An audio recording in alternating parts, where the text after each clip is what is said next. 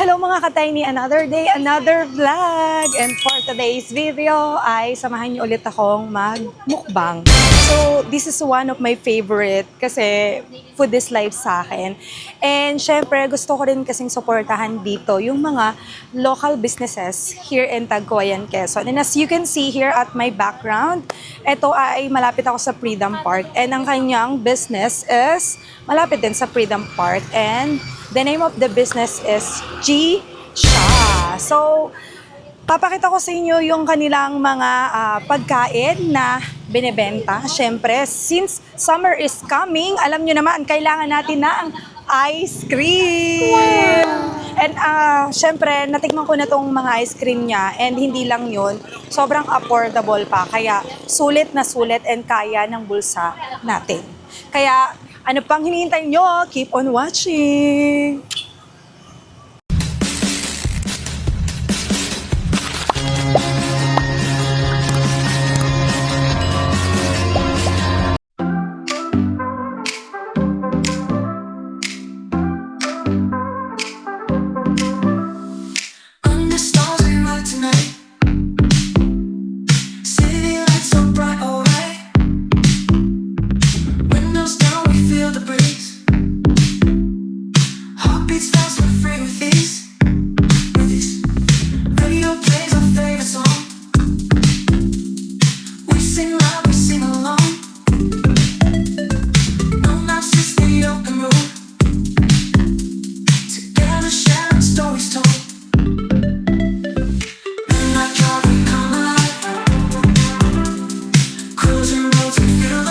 Tao po, pabili po.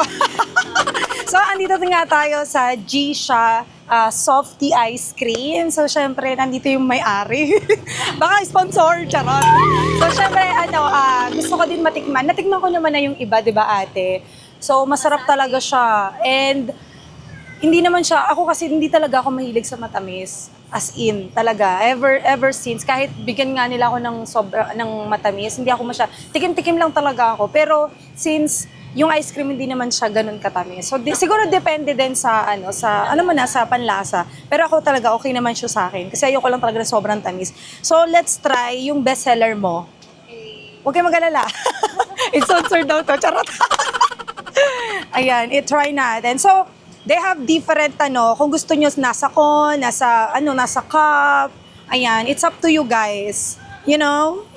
Yes, I know. Hindi nyo alam. So solo lang ako today. It's because wala yung sister ko. Walang taga-camera. O, di ba? Ako lang to. Dahil gusto kong maging productive today, kaya eto, pinush ko talaga si ate. Ay, nahihiya pa talaga siya sa akin. Sabi niya, huwag ko na daw ituloy, pero itutuloy ko talaga yon. Sobrang busy ka eh. Hindi naman.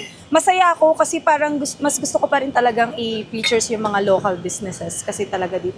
Like, syempre ako din naman, di ba? Like, magtatayo ako ng negosyo and syempre gusto ko din ng ma-features yung iba dito na actually may mga nagme-message sa akin, i-features ko daw yung mga businesses nila. Like, ako naman, okay lang naman sa akin kahit walang bayad. Ang importante lang sa akin is makita nila na may ganito sa Tagkawayan, you know. Siguro nga, ikukuntsabain ko yung ibang mga businesses dito. Taray! Basta sponsor nyo! Charot! Ayan. Sige ate, ano yung best seller mo? Mango Graham? Sige, try natin. Mango Graham. Yan. Mango Overload? Oreo.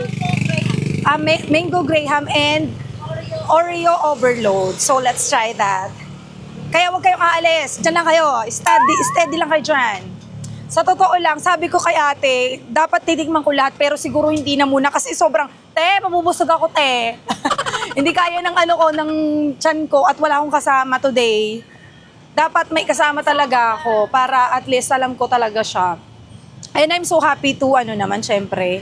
Ito yung Oreo Overload, tapos may mga siya, pwedeng toppings. Yan. So, pwede po kayong bumisita dito. Sobrang mura lang po. May 10, 15, 20, 40 pesos. Nasa sa inyo kung gusto nyo ng small or big. Ayan, mayroon din silang mga sundae. And of course, strawberry. Kung mahilig kayo sa mga strawberry. And chocolate. Ito yung best seller nga nila na nabanggit na nga nyo sa akin, yung Mango Graham and then Oreo Overload. So, nakapink ako kasi alam ko pink to eh. Di ba, nyo? Oh, di ba? Talagang, sabi ko na sa inyo, pink is life. So, now we will try this mango graham. So, as you can see, ayan, nakikita nyo yan. Sobrang sarap.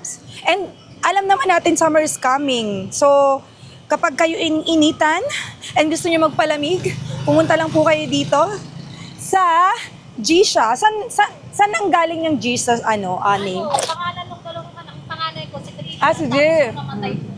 Oh, Kaya Trisha, Georgie. tara okay naman yung business mo, ate.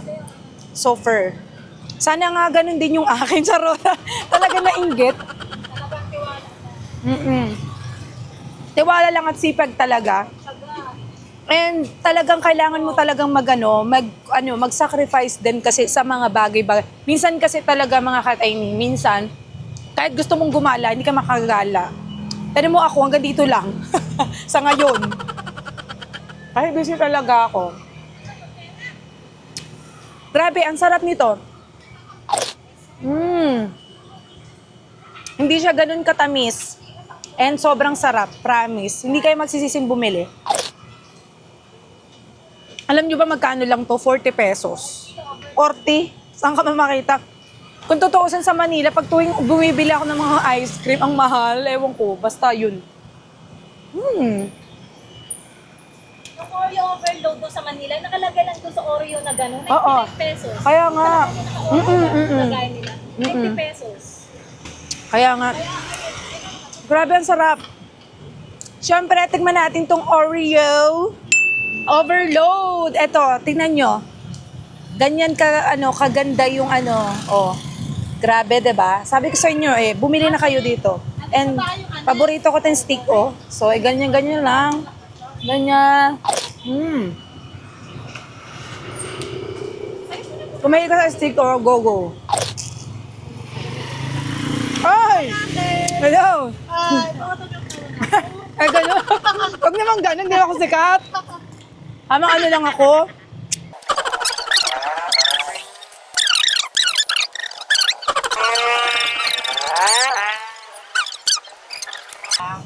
Wala. Busy kasi ako. Minsan niya, ate. Taga dito, taga-Tagkoy talaga ako. Barangay. Rizal, pero nasa Aldabok ako ngayon nakatira.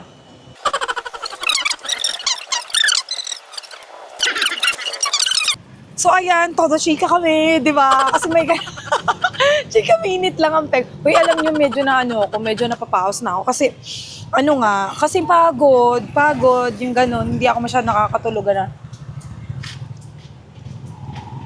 Tanan nyo, maubos ko na yung Oreo kasi nakatuloy ka. Tataba ako nito. Charot. Pero hindi siya sweets. Hindi talaga, sabi ko nga sa inyo, di ba kanina, hindi ako mahilig sa sweets. Pero hindi siya ganun ka-sweets. True. Sakay dito, So ayan mga katayin, sabi ko nga sa inyo, mini vlog lang to, pero ang haba ng ginawa ko kasi nagtikahan kami. Ganon. But anyway, thank you so much for watching today. And of course, huwag nyo kalimutan bumisita dito sa Gisha Ice Cream, 'di ba? Kaya dito na kayo. Malay nyo, 'di ba? Libre ko kayo, char. Malay nyo, in the future, libre ko kayo. Bilihin natin yung paninda ni ate, 'di ba? Why not? Basta dream big, ganon. Anyway, thank you so much, ate. Maraming salamat for having me. And syempre, salamat din dito. Gusto ko nga bayaran. Ayaw nyo pabayad dito talaga Sabi ko bayaran ko kasi negosyo to Anyway, dahil sa sobrang bait niya, ayun, nilibre niya tayo. Maraming salamat, ate. Nangiyak ako. Tapos meron tayong, sticker. Thank you so much. And of course, mga kataymi, don't forget to like and share. We'll see you next time of next vlog. Bye-bye.